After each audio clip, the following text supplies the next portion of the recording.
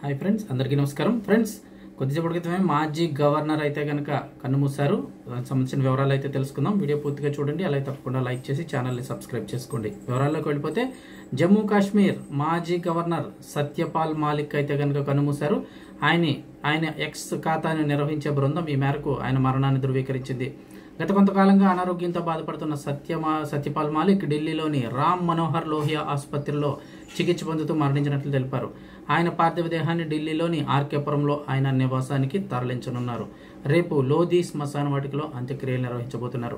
మాలిక్ 1970 దశకంలో ఎమ్మెల్యేగా తన ప్రస్థానాన్ని అయితే ప్రారంభించారు.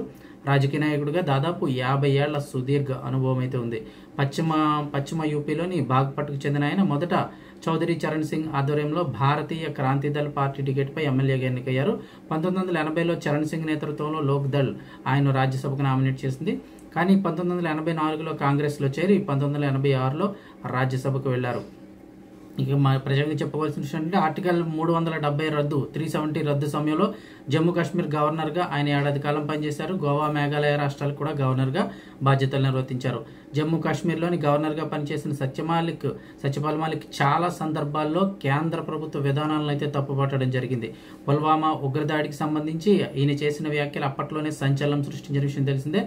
ఆర్మీ జవాన్లను హెలికాప్టర్లో తరలించాలన్న తన విజ్ఞప్తిని కేంద్ర ప్రభుత్వం మన్నించి ఉంటే పుల్వామా ఘటన జరిగేదే కాదని ఆయన వ్యాఖ్యానించారు.